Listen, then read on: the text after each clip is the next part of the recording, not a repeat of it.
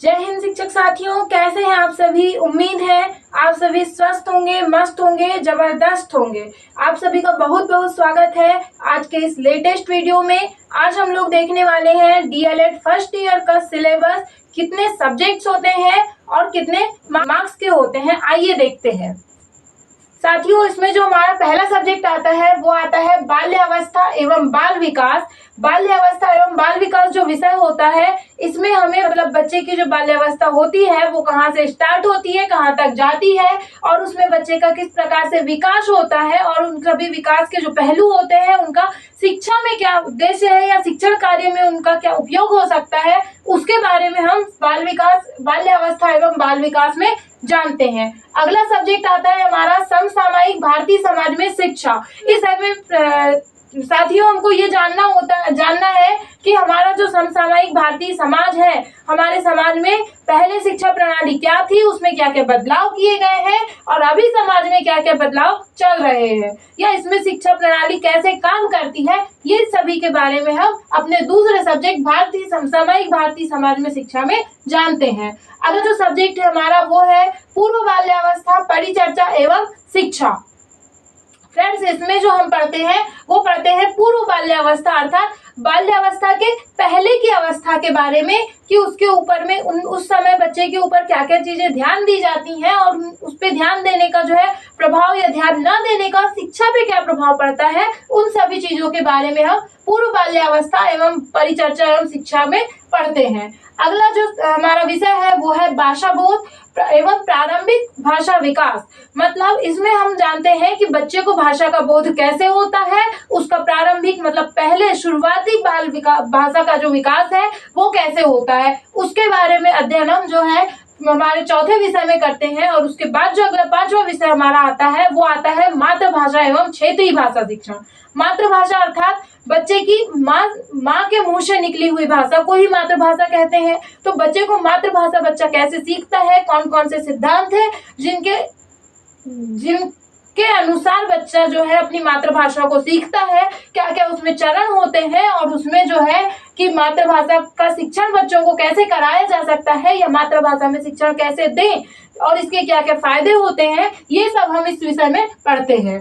अगला विषय आता है हमारा प्रोफिशिएंसी इन इंग्लिश। साथियों, प्रोफिशिएंसी का मतलब होता है दक्षता।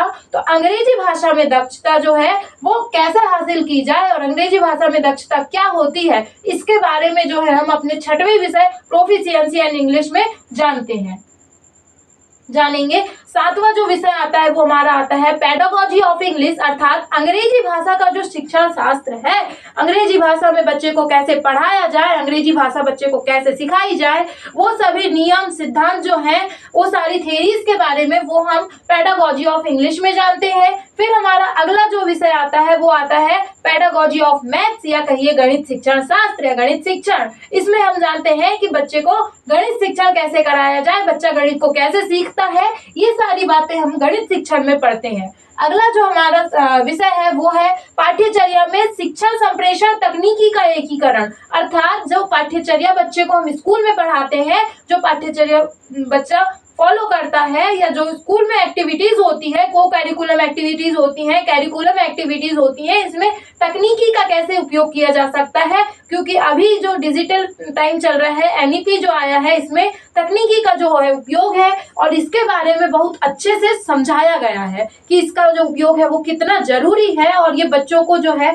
पढ़ाने के लिए कितना आवश्यक है और इसके माध्यम से कितनी आसानी से कितने कठिन विषयों को बहुत ही आसानी से बच्चों को पढ़ाया जा सकता है। तो उसका उपयोग कैसे हो पाठ्यचर्या में, ये सारी बातें जो है हम अपने 9वें नंबर के विषय पाठ्यचर्या में शिक्षण संप्रेषण तकनीकी के एकीकरण में पढ़ते हैं। अगला विषय है फ्रेंड्स हमारा जो 10वें नंबर पे आता है वो है योग शिक्षा अर्थात योगा का क्या महत्व है, योग में कौन कौन से आसन होते हैं और वो सारी मुख्य बातें हम जो है इसमें पढ़ते हैं।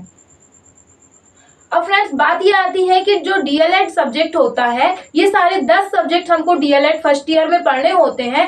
भाई ये जो सब्जेक्ट्स हैं ये ऐसे सब्जेक्ट्स हैं कि इनको केवल एक बार पढ़ लिया जाए तो हम लोग पास कर सकते हैं। तो क्या जरूरत है इनको इतना डिटेल में इनका अंक विभाजन के साथ या फिर इनके सिलेबस को डिटेल में समझ के पढ़ने की।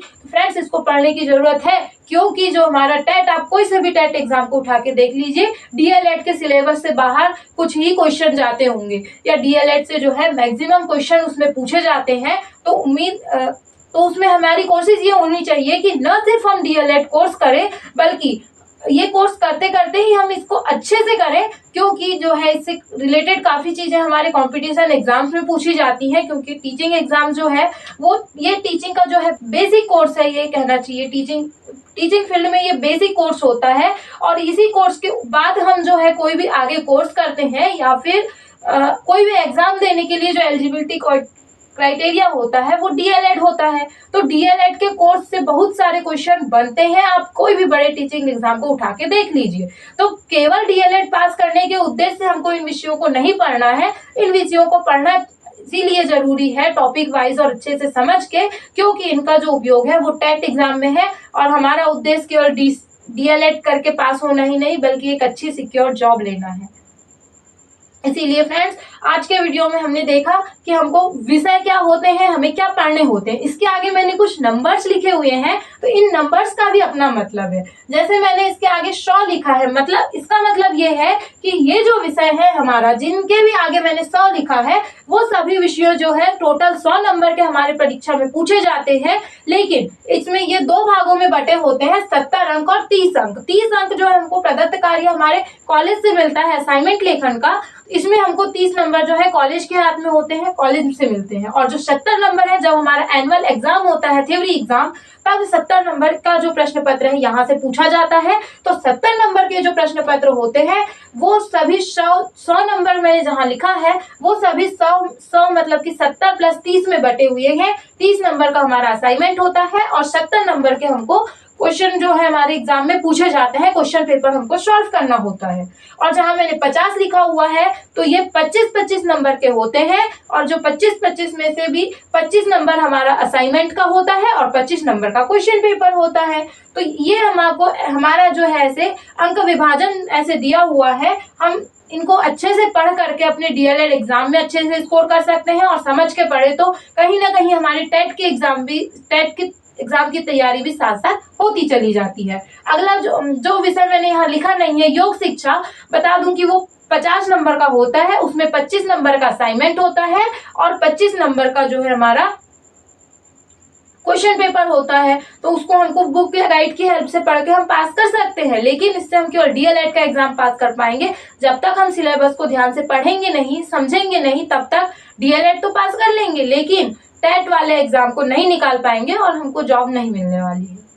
इसीलिए सिलेबस को ध्यान से पढ़ना जरूरी है। तो आप लोग हमारे चैनल से जुड़ सकते हैं, क्योंकि यहाँ पर आपको रेगुलर क्लासेस मिलेंगी। हम सब्जेक्ट वाइज यहाँ पे स्टडी करने वाले हैं। Thanks for watching.